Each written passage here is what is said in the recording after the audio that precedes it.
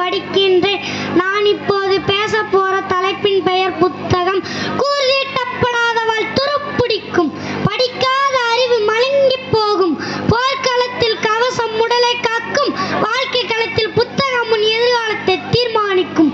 அறியாமை எனும் இருளை விரட்ட அறிவு எனும் சுடரொளி இது, தன்னம்பிக்கை ஊட்டும் மருந்து இது, தோல்விகள் உன்னை துரத்தும் போது எதிர்த்து நிற்க உதவும் ஏவுகணை இது, சிகரம் தொட்டு நீ சிரிக்க உயரும் ஏணி இது. வரலாற்றை படைக்க விரும்பினால் முதலில் வரலாற்றை படி, உலகை வெல்ல நீ நினைத்தால் நூலகத்தை நேசி, வெற்றியின் ரகசியம் தேடி எங்கும் அலையாதே, அது உன் புத்தகத்தில் உறங்குகிறது, அதை நீ தட்டி எழுப்பு, வெற்றி உனதே. புத்தகம் என்பது தொட்டு பார்த்தால் வெறும் காகிதம், அதை தொடர்ந்து படித்தால் பேராயுதம்.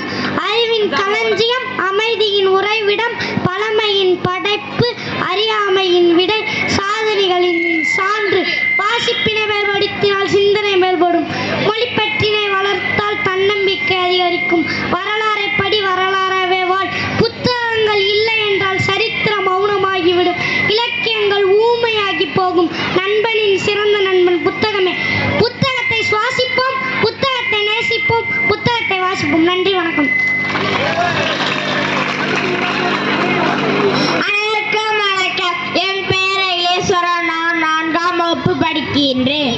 வாசிப்பேன், நேசிப்போம். காலையில் மறக்க ஒரு கவிதை நூல், காலத்தை வெல்ல ஒரு வரலாற்று நூல், சிந்தனை வளர்க்க ஒரு தத்துவ நூல், பூமி பந்தை சுற்ற தேவையில்லை, புத்தக பையை திறந்தாலே புதம், உலகமும் கைகளே. நல்ல நூல்களை நானும் சுவாசிப்பாய், வாசிப்பே என்றும் நேசிப்பாய். இன்று நான் பேச எடுத்துக்கொண்ட தலைப்பு வாசிப்பே நேசிப்போம். அறிவாயுதம் ஏந்து அதுவே உன்னை ஏற்பம் என்ற வாக்கியத்திற்கேற்ப ஒரு மனிதனை முழுமையாக்குவது எது?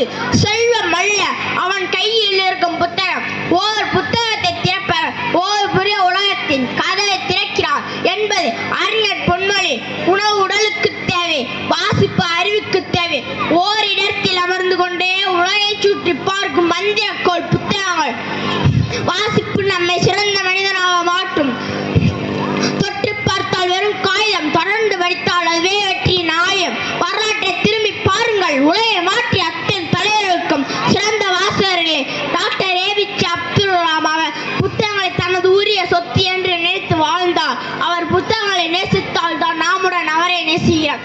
இன்றைய டிஜிட்டல் உலகில் என்னும் மாய உலகில் சிக்கி புத்தகங்களை நாம் மறந்து வருகிறோம்.